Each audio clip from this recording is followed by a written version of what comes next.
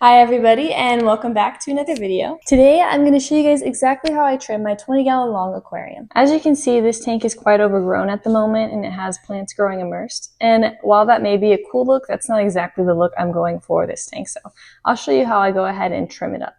Okay guys, so the first thing you're going to need is a nice pair of scissors. These ones have an angle on them, as you can see. And this really just makes it easier when you're trimming a carpet. Like what I have here. And if you don't already have a pair of scissors for aquascaping, they have like a bunch of different ones on Amazon. And if you want, I can leave a link in the description for these specific ones, but really any will do. So first things first, before we start cutting, I just want to point out to you that this is a nature style aquarium and the composition is a U shape. So as you can see, that just means that there's two peaks on each side and then a valley in the middle.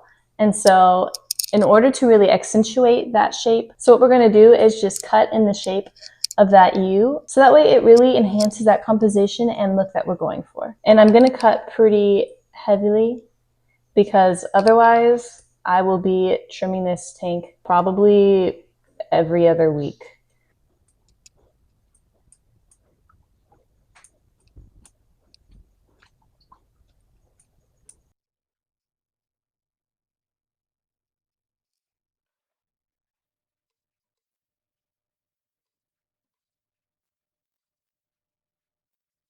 A lot of people can be quite nervous when it comes to trimming their planted tanks, just because you're so excited once you start seeing any progress in your tank as far as plant growth goes. And so like the idea of wanting to trim any of those plants is just like scary because you don't know if they're going to come back or not. But in reality, it is really helpful to the plant to trim it and encourages plant growth. So don't be afraid to trim your plants, guys.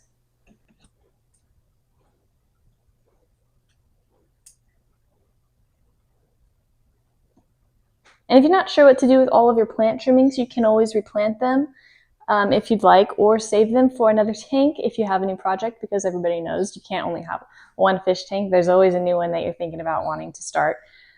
Or you can even see if your local fish store would be interested in trading some for like something else that you might want there. So quite a few things that you can do with these trimmings.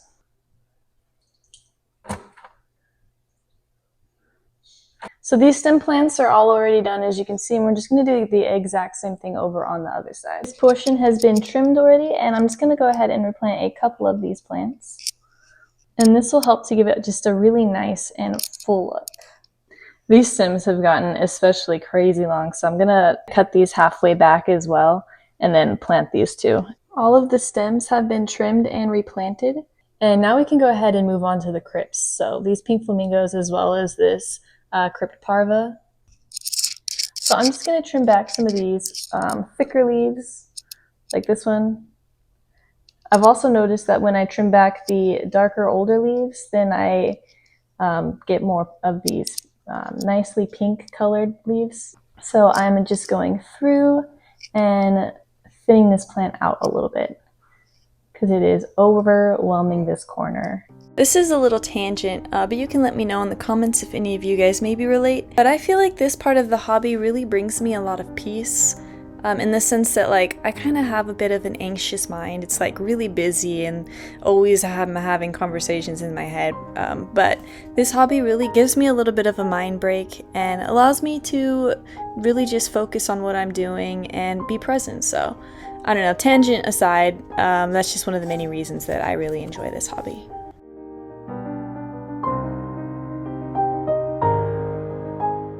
So the stem plants and the crypts are trimmed now, and I'm not going to be trimming this carpet today just because it got trimmed maybe a couple weeks ago and I only trim it like maybe once a month.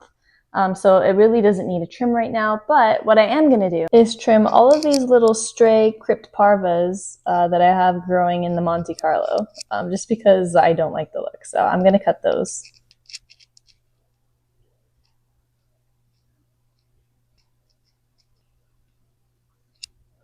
The last important thing to do is remove any plant trimmings that are floating around in the water, just because we don't want any ammonia spikes, and we want to keep our water parameters steady so that way we can avoid any potential algae outbreaks.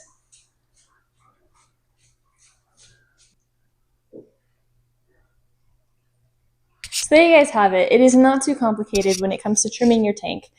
Just try to be intentional because that really helps to elevate the look of your aquascape. Like I said, enhancing the shape of whatever layout you went with for your nature style aquarium, if that is what you have. Aside from that, it's really not very complicated. But if you have any questions, feel free to leave them down in the comments, and I will do my best to answer them. But please like, subscribe, and maybe share the video. And thank you guys so much for watching. I will see you in the next video.